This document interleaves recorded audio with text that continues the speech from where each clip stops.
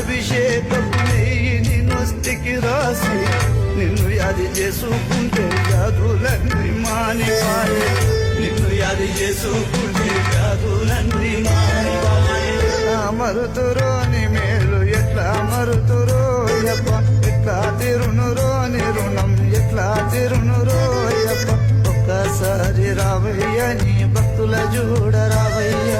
ఒక్కసారి రావయ్య నీ భక్తుల చూడ రావయ్య